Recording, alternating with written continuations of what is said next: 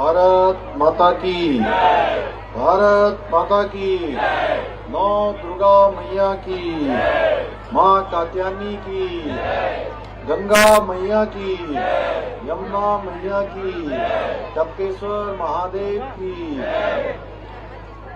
घाट कालिका मैया की, घाट कालिका मैया की, महासू महाराज की। आज सामूहिक कन्या पूजन के इस बहुत ही पवित्र कार्यक्रम में चैत्र नवरात्रि के इस शुभ अवसर पर मंच पर आसीन हमारी मातृशक्ति की प्रतीक और जिनकी सहजता सरलता सच में एक माँ जैसी ममता हर एक को प्रदान करती है, ऐसी इस क्षेत्र की कैंट विधानसभा की लोकप्रिय विधायक आदरणीय सविता कपूर जी, महानगर के अध्यक्ष, और जिन्होंने 11,000 कन्याओं के पूजन का ये पवित्र काम, इसका संयोजन किया है। और सच में बड़ा अद्भुत काम है। जब मुझे भी ये कहने आए थे कि ऐसा कार्यक्रम कर रहे हैं, हालांकि इस दौरान काफी व्यस्तता थी, लेकिन मैं ऐसे अवसर को, जब हमारे इतनी पवित्र कन्याओं का देवी स्वरूप सभी हमारी बेटियों का कन्या पूजन का कार्यक्रम होना था और साथ में इतनी पवित्र माताओं का, बहनों का सबका दर्शन होना है, तो सच में मैं भी अपने आप को रोक नहीं पाया और मैंने कहा कि मैं जरूर इस कार्यक्रम में आप सबके साथ सम्मिलित होऊंगा। इसके संयोजक श्री सिद्धार्थ अग्रवाल जी, विनोद पवार जी, कैट बोर्ड के विक्की खन्ना जी, कमल राज जी, सुभाष माकिन जी, भगत पाल जी, हमारे प्रदेश के प्रवक्ता पूर्व और महानगर के अध्यक्ष रहे श्री विनय गोयल जी, भूषण भाटिया जी, सूरज भाटिया जी, राजेंद्र ढिल्लो जी, राजेश बड़ोनी जी, कुलदीप पंत जी और हमारे विजेंद्र थपलियाल जी जो इसका संचालन करने वाले, और सभी यहाँ पर आए हुए सभी हमारे पदाधिकारीगण, हमारे सभी मंडल अध्यक्ष सुमित भाई और पूरे संतोष जी भी हैं साथ में, तीनों मंडल अध्यक्ष हमारे, जिन्होंने मेरा स्वागत किया। हमारी बहनों ने, मातृशक्ति ने मेरे यहाँ आने पर मेरा तिलक भी लगाया, उन्होंने पुष्पों से भी मेरा स्वागत किया। मैं भी आप सभी का स्वागत करता हूं, आप सबको प्रणाम करता हूं, आप सबका अभिनंदन करता हूं। हमारे सभी मीडिया के मित्र, सभी व्यापार मंडल के साथी और जिनके निमित्त आज ये कार्यक्रम हुआ है, ऐसे आज इनका कन्या पूजन होने वाला है, ऐसी हमारी सभी पवित्र कन्याएं, मैं आज के इस कार्यक्रम में आप सभी का बहुत स्वागत करता हूं, अभिनंदन करता हूं कि मां शक्ति की आराधना का ये पर्व हम सब बहुत धूमधाम से मनाते हैं और 9 दिनों तक मां की आराधना करते हैं और मां हमको पूरे वर्ष भर के लिए पूरी ताकत देती है, पूरी शक्ति देती है। हमको नियम से, धर्म से, संयम से काम करने की प्रेरणा इन 9 दिनों में मिलती है। और देखिए, हमारे यहाँ वर्षों पूर्व, सैकड़ों हजारों वर्ष पूर्व से ये हमारी पौराणिक चीजें, हमारी संस्कृति, हमारी धार्मिक मान्यताएं, ये सारी की सारी वैज्ञानिक पद्धति पर आधारित है। आप देखेंगे कि ये चैत्र नवरात्र जब होते हैं, चैत्र नवरात्र के बाद फिर एकदम से गर्मी प्रारंभ हो जाती है और हम 9 दिन तक व्रत रखते हैं। तो इसके पीछे स्वयं को शोधित करना होता है, मन को शांत करना होता है, अंदर की जो हमारे अंदर की जितनी भी अशुद्धियां हैं उसको शोधित करने का भी अवसर होता है और शरीर पूरी तरह से तैयार हो जाता है कि अब आने वाली गर्मी है, उस गर्मी के लिए शरीर को कैसे काम करना है। और इसी प्रकार से जब सर्दी नवरात्र आते तो सर्दी नवरात्र के बाद एकदम से सर्दी शुरू हो जाती है यानी कि उस सर्दी के मौसम के लिए भी हमको 9 दिन तैयार करते हैं।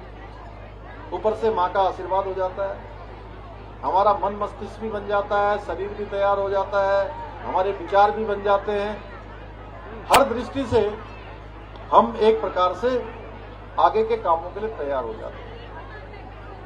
और ये उत्सव होते हैं कि अभी देखिए पूरी सर्दी रही, सर्दी में हम शुष्क हो जाते हैं, थोड़ा जैसे संकुचन सिकुड़न, और जैसे ही हमारे त्योहार आते हैं, उत्तरायण आता है, मकर संक्रांति का पर्व आता है, और मकर संक्रांति के पर्व के बाद जो सूर्य की रोशनी है, भगवान सूर्य नारायण सीधे अधिक प्रभाव से धरती के संपर्क में आ जाते हैं, आ रहे हैं ना, और उनका प्रकाश जो है तीव्र हो जाता है, सारा संसार विस्तार रूप लेने लगता है, सारे अच्छे काम शुरू हो जाते हैं, मंगल कार्य शुरू हो जाते हैं, और मैं तो कहता हूं कि देवताओं के दिन शुरू हो जाते हैं। अब देखिए हम कितने त्योहारों के, मकर संक्रांति के बाद हमारा मकर संक्रांति, लोहड़ी और उत्तरायणी, कहीं पोंगल, कहीं बिहू, कहीं माघी, इतने सारे त्योहार सब प्रकृति से जुड़े हुए हैं।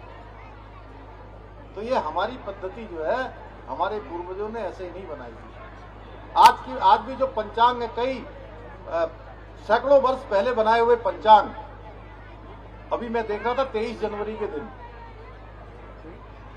पता नहीं कब का पंचांग बना होगा, मुझे दिखा रहे थे, कहते 23 जनवरी को उसमें लिखा था कि वर्षा होगी और बर्फ पड़ेगी। इस साल जो है पहली बर्फ 23 जनवरी को पड़ी थी।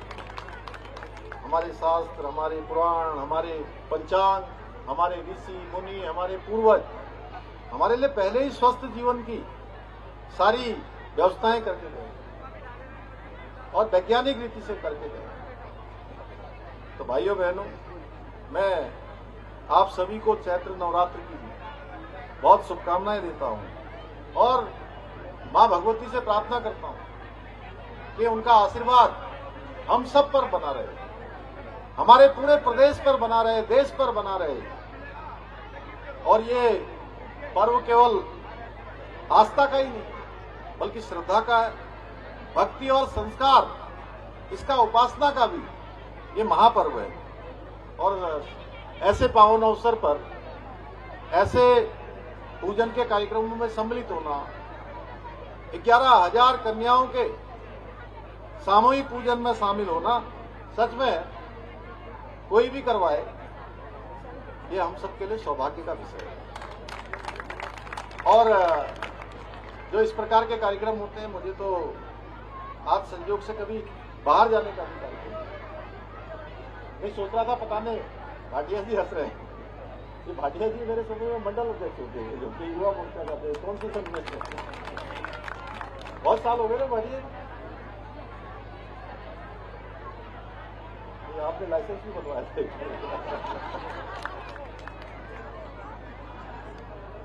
बहुत पुरानी बात है, कम से कम हाँ काफी साल हो गए, कितने, लगभग 30 साल। तो मैं कह रहा था कि यहाँ पर जितने लोग भी आए हैं, कोई सोच रहा होगा सविता जी आई है तो हमें भी आना है, सिद्धार्थ जी कार्यक्रम करवा रहे हैं हमको भी आना है। अब कुछ लोग सोच रहे होंगे भैया ये धामी जी आने वाले हैं तो चलो उनसे भी मिल लेंगे साथ में। लेकिन जो भी यहाँ आया है उसके ऊपर भगवती की कृपा है, माँ भगवती की कृपा है, इसीलिए वो यहाँ पर आया है। अभी हमारे विनय रोहिला जी भी आ गए हैं, पाठ करते हैं, रोज पाठ करते हैं, मेरे साथ पूरे देश भर के दौरे में रहते हैं। जब तक 2 घंटे पाठ नहीं करते तब तक ना ये चाय भी ग्रहण नहीं करते, पानी भी नहीं पीते। तो जितने लोग भी, आप लोग, मैं, सब ये माँ की कृपा से यहाँ पर आए हैं। माँ की कृपा न हो तो किसी के घर में कोई काम आ जाएगा, किसी को कहीं जाना पड़ जाएगा, किसी के बच्चों को स्कूल छोड़ने पड़ जाएगा, किसी के रिश्तेदार नातेदार आ जाएंगे, कोई छोटी मोटी खांसी जुकाम सर्दी हो जाएगा। इसलिए आप सब पर मां की अपार कृपा है। इसलिए मैं आज आप सबको बधाई देता हूं और विशेष रूप से सिद्धार्थ अग्रवाल को और उनकी पूरी टीम को बधाई देता हूं, और हमारे इस क्षेत्र की माननीय विधायक जी कि जिन्होंने हमारे इस क्षेत्र में अनेक विकास के कामों को आगे बढ़ाया है। और सच में मैंने कहा कि उनसे जो भी मिलता हो ऐसा लगता है कि जैसे उनको बरसों बरसों से जानता हो, इतना सहज व्यवहार करती हैं। और मैं ऐसी जिम्मेदारी पर हूं कि सारे विधायकगण आते हैं मेरे पास, आप भी आती हैं, लेकिन आप जानती हैं बहुत कम समय में अपनी सारी बात करके चली जाती है, सारे कागज देके चली जाती है। और मेरा भी मन होता है कि जितने कागज आपने दिए हैं मुझे, मैं सब पर काम करूं। तो कभी तो भाइयों बहनों, आज के इस कार्यक्रम ने बहुत सकारात्मक एक संदेश देने का कार्य किया है। ये आयोजन केवल एक धार्मिक अनुष्ठान तक सीमित नहीं है, बल्कि समाज में हमारी नारी, बेटियां, बेटी पढ़ाओ बेटी बचाओ जैसे जो हमारे मूल्य हैं, उन मूल्यों को भी और मजबूत करने का एक माध्यम है। और हमारे भारतीय संस्कृति में कहा गया है, कन्या को साक्षात रूप से देवी स्वरूपा माना गया है, देवी के स्वरूप में माना गया है। और कहते हैं स्कंद पुराण में कहा गया है 10 पुत्र समा कन्या, 10 पुत्र समा कन्या, यानी कि 10 पुत्रों के समान एक कन्या होती है। कन्या का इतना ऊंचा स्थान है। और हमारे शास्त्रों में बेटियों को बहुत ऊंचा स्थान दिया गया है, बहुत गौरवपूर्ण स्थान दिया गया है। और शास्त्रों में कहा गया है कि यत्र नार्यस्तु पूज्यन्त तत्र रमन्त देवता। जहां नारियों का सम्मान होता है, मातृशक्ति का पूजन होता है, उनको सम्मान के भाव से रखा जाता है, वहां पर देवताओं का वास होता है, वहां पर सारी सुख समृद्धि आती है, हर प्रकार की खुशियां आती हैं वहां पर। और ये भी हमारे बेटियां हमारी ये अपने श्रेष्ठ संस्कारों से, अपने प्यार से, स्नेह से, अपने त्याग से समाज को और मजबूत बनाने का काम करती हैं। एक घर में पैदा होती है, दूसरे घर में जाती हैं और दोनों घरों को जोड़ने का काम करती हैं। बेटियों को शक्ति का स्वरूप होने के साथ साथ हमारी संस्कृति और संस्कार दोनों को मजबूत बनाने की ये बहुत सशक्त वाहक है। सच में समाज को जोड़ने का काम करती हैं, परिवार को जोड़ने का काम करती हैं, देश बनाने का काम करती हैं। और आज जब हम यहाँ पर एक कार्यक्रम में सम्मिलित होकर अपनी देवी स्वरूपा कन्याओं का पूजन कर रहे हैं, तो हमको एक संकल्प लेना चाहिए कि समाज के अंदर हर बेटी सुरक्षित हो, हर बेटी को सुरक्षा मिले, हर बेटी को सम्मान मिले, हर बेटी को अधिकार मिले। इसी भावना के साथ आज हमारे प्रधानमंत्री श्री नरेंद्र मोदी जी आज देश के अंदर काम कर रहे हैं, आज बेटियों को अधिकार दिलाने के लिए काम कर रहे हैं। अनेक योजनाएं उनकी 2014 में जब वो देश के प्रधानमंत्री बने, उसके बाद उन्होंने हमारी मातृशक्ति को आगे बढ़ाने के लिए, हमारी बेटियों को आगे बढ़ाने के लिए एक के बाद एक निर्णय लेने शुरू करे। चाहे वो बेटी पढ़ाओ बेटी बचाओ अभियान हो, चाहे वो लखपति दीदी बनाने का अभियान हो, चाहे वो ड्रोन दीदी बनाने का अभियान हो, चाहे अभी जो महिला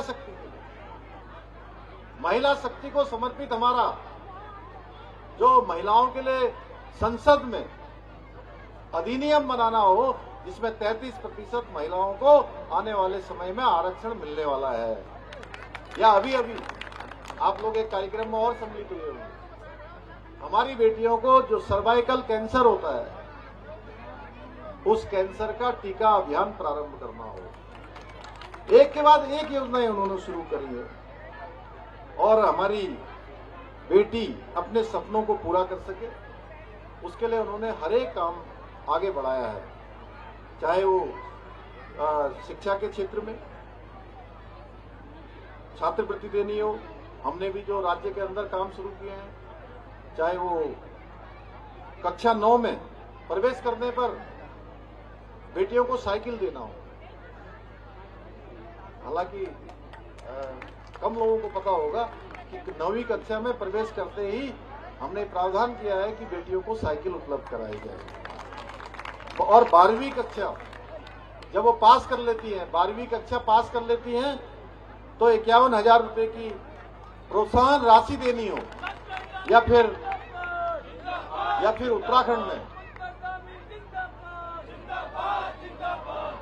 उत्तराखंड में महिलाओं की जो स्थितियां बहुत कठिन है, बहुत कठिन परिस्थितियां, उनके सामने चुनौतियों का पहाड़ होता है। ऐसे में महिलाओं को हर जगह जाने का अवसर मिले। आज स्वयं सहायता समूह के माध्यम से हमारे राज्य की मातृशक्ति इतने सारे काम कर रही है, इतने काम कर रही है, इतने अच्छे अच्छे उत्पाद बना रही है, एक के बाद एक, कम साधनों में, बहुत सुविधाएं न होने के बाद उनका कौशल इतना अच्छा है, उनके अंदर इतना अच्छा हुनर है, काम में इतनी अच्छी सफाई है कि उनके बनाए हुए उत्पाद आज पूरे देश के अंदर लोगों की पहली पसंद बनते जा रहे हैं। और मैं हमेशा कहता हूं कि उनके उत्पादों की मांग इतनी बढ़ गई है कि बहुत बार उनके बनाए हुए उत्पाद मल्टीनेशनल कंपनियों को भी फीका करते हैं, यानी मल्टीनेशनल कंपनियों को, बहुराष्ट्रीय कंपनियों को भी पीछे छोड़ने का काम करते हैं। इसलिए हमारी मातृशक्ति हर क्षेत्र में जानी चाहिए। हमने हाउस ऑफ हिमालय ब्रांड शुरू किया। मातृशक्ति को आगे बढ़ाने के लिए हमने अनेक प्रकार की नारी सशक्तिकरण की योजनाएं शुरू करी। 30% का सरकारी नौकरियों में विधेयक लाकर हमने आरक्षण का प्रावधान किया है कि हर क्षेत्र में हमारी बहनों को, बेटियों को आगे बढ़ने का अवसर मिले। सरकारी नौकरियों में 30% का आरक्षण सुनिश्चित हो गया है।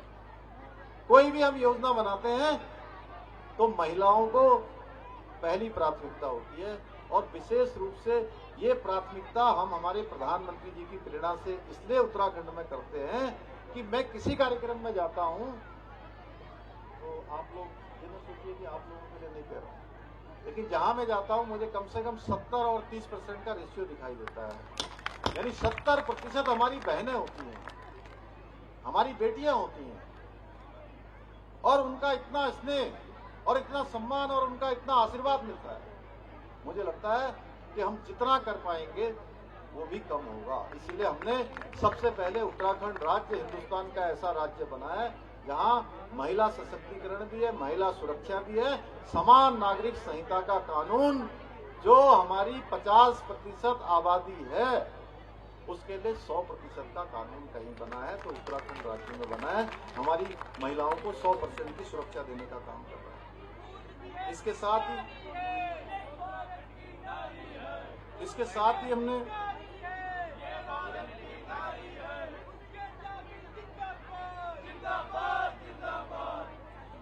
ही हमने पंजीकृत निर्माण के क्षेत्र में जो हमारा श्रम विभाग है, उस श्रम विभाग में जो पंजीकृत हमारे निर्माण करने वाले श्रमिक हैं, उनकी बेटियों के सामूहिक विवाह पर 61,000 रुपये तथा व्यक्तिगत विवाह करने पर हमने 55,000 रुपये की सहायता का भी प्रावधान किया गया है। उनको सहायता भी इसमें दी जा रही है।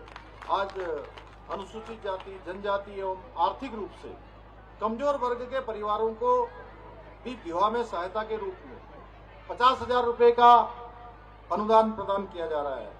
इसके अलावा नंदा गौरा योजना, गौरा देवी कन्याधन योजना, मुख्यमंत्री महालक्ष्मी किट योजना। अब मैं इतने सारे बोल रहा हूं, कई बार आप लोग सोच रहे होंगे कि ये क्या क्या बोलते जा रहे हैं आगे आगे एक एक के बाद। महालक्ष्मी किट योजना आपको हर जगह दिखाई देती होगी, नहीं तो आपको दिखाना है, अगला कोई कार्यक्रम होगा सरकारी तो उसमें जरूर दिखाइए कि महालक्ष्मी किट योजना में सारे किट बनाकर बेटी को क्या चाहिए है ना, पता है। उस किट में जो है बेटी के लिए भी और जच्चा और बच्चा दोनों के लिए सारा सामान रखा होता है। पोषाहार योजना सहित अनेक कई योजनाएं, इसके माध्यम से बेटियों की शिक्षा से लेकर उनके रोजगार तक हर क्षेत्र में उनके प्रतिनिधित्व को, कि हर क्षेत्र में बेटियों को आगे आने का अवसर मिले। कोई क्षेत्र छूटना नहीं चाहिए जिसमें हमारी बेटियां ना आए। हर क्षेत्र में उनका प्रोत्साहन होना चाहिए। जो कहीं पीछे हैं तो उनको भी आगे लाने का प्रयास होना चाहिए। उस दिशा में हम हर एक प्रयास को आगे बढ़ाने का काम कर रहे हैं। हम प्रतिबद्ध होकर ये काम कर रहे हैं। भाइयों बहनों, ये नवरात्र के 9 दिन केवल ये पूजा पाठ तक सीमित रहने के नहीं है, व्रत तक सीमित रहने का दिन नहीं है, बल्कि ये हमें आत्मशुद्धि का भी अवसर देते हैं। तमाम जो टॉक्सिक हमारे शरीर में भर जाते हैं वो भी हम शुद्ध रूप से भोजन करते हैं, नियम संयम से रहते हैं, ठीक प्रकार से उठते हैं, ठीक प्रकार से सोते हैं, तो सारी शुद्धि शरीर की भी हो जाती है। इसके साथ साथ सेवा का भी अवसर मिलता है। अगर मन में कहीं अहम है, अहंकार है, वो अहंकार का भी शमन होता है और समाज के प्रति एक उत्तरदायित्व कि इस प्रकार से मिलने से एक जो हमारी जिम्मेदारी है समाज में मनुष्य होने के कारण से कि हम सबकी अपने साथ साथ सबकी चिंता करें, उस उत्तरदायित्व की भावना का अपने अंदर एक प्रकार से जागृत करने का भी ये अवसर, ये नवरात्र का अवसर हमें प्रदान करता है। और जब हम कन्याओं का उनके चरण धोकर उनको पूजन करते हैं तो ये केवल हमारी एक परंपरा नहीं है, बल्कि ये अपने अंदर एक विनम्रता लाने का, नम्रता लाने का, करुणा लाने का और सेवा का भाव जागृत करने का माध्यम है। मैं आप सभी से आग्रह करता हूं कि आज के इस अवसर पर हम सभी ये संकल्प लें कि हम हर बेटी की रक्षा करेंगे, हर बेटी को आगे बढ़ने का अवसर देंगे, हर बेटी को हम शिक्षा देंगे, हर बेटी को पढ़ाएंगे और हर बेटी को हर प्रकार से उसकी सुरक्षा भी करेंगे, उसका सशक्तिकरण भी करेंगे और हर क्षेत्र में उसका प्रोत्साहन भी करेंगे। तो जब हम ये संकल्प आज यहां से लेकर जाएंगे तो सच में तभी हमारा ये कन्या पूजन वास्तव में सार्थक सिद्ध होगा। साथ ही कार्यक्रम में आज बड़ी संख्या में मैं देख रहा हूं, बार बार हमारे युवा साथी यहां से नारे लगा रहे हैं। बाहर जब मैं पहुंचा तब भी नारे लगा रहे थे। उनका जोश देखते ही बनता है। तो उनसे भी मेरा आग्रह है कि आज के दिन आप सभी भी मां जगदम्बा से यही प्रार्थना करें कि मां कभी भी अपना कर्तव्य निभाते हुए हमारे मन में किसी प्रकार का अहंकार का भाव नहीं आना चाहिए, किसी प्रकार की अतिशयोक्ति नहीं होनी चाहिए। हमारा मन हमेशा शुद्ध रहे। हम समाज, राज्य और देश के लिए और उसके विकास के लिए जहां भी हमारी जरूरत है, हमारे मन में रहना चाहिए कि जहां कम होंगे वहां हम होंगे। इस भाव को हमारे नौजवान युवा अपने साथ आत्मसात करते हुए आज के दिन संकल्प लेकर विकल्प रहित संकल्प के साथ इसको पूरा करेंगे।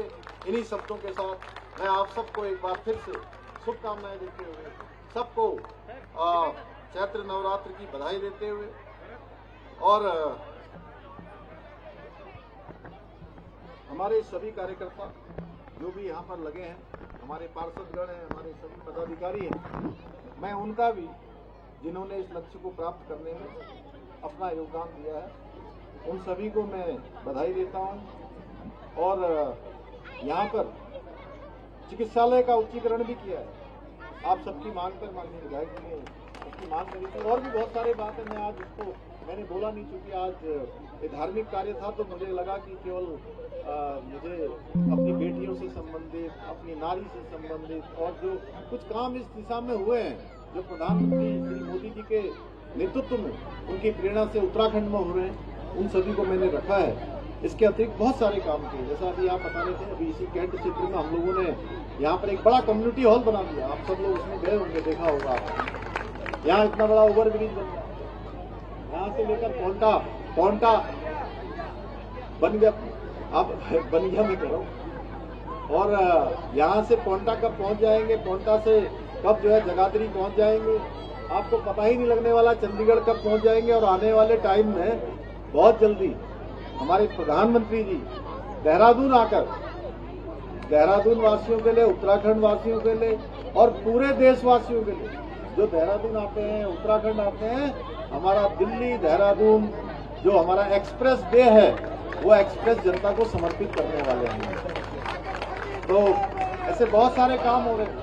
हमारा देहरादून का एयरपोर्ट, वो आज 50 से भी ज्यादा बड़े शहरों के लिए यहाँ से उड़ान मिलती है।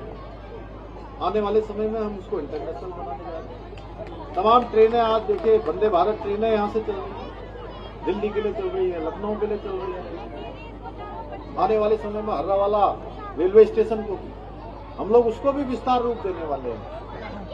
अब मैं यहाँ बोलते रहूंगा तो आपको पता है, मेरे को 4 साल कभी हुए हैं, तो 4 साल में मैंने कभी रुका तो मैं हूँ नहीं। तो मुझे हर एक शहर में कितना काम हुआ है, कहाँ हुआ है, अगर उस पर मुझे बोलना हो तो मैं कुछ बोलता तो बोल ही सकता हूँ। तो इसलिए आज बहुत ज्यादा नहीं कह रहा, क्योंकि मुझे भी एक अपने कार्यक्रम में जाना है। 1 बजे तक का ही मेरा टाइम था, लेकिन मैं आप सबको देखा, अपनी बहनों को देखा, अपनी माँ समान बुजुर्ग माताओं को देखा, अपनी बेटियों को देखा, कन्याओं को देखा, मेरे नौजवान युवाओं ने जो नारे लगाए, तो मुझे लगा कि इससे अच्छा अवसर और क्या हो सकता है कि राज्य के मुख्य सेवक के रूप में मैं अपना थोड़ा सा जो रिपोर्ट कार्ड है वो आपके सामने भी रख दूं, जिससे कि आप लोग जो है अगले नवरात्र तक इसकी चर्चा करते हैं। आप सभी का इन्हीं शब्दों के साथ मैं आप सबका धन्यवाद करता हूँ, आप सबका बधाई देता हूँ। बहुत बहुत धन्यवाद। जय हिंद, जय भारत, जय उत्तराखंड, भारत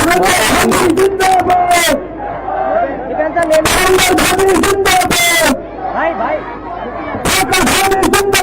धन्यवाद।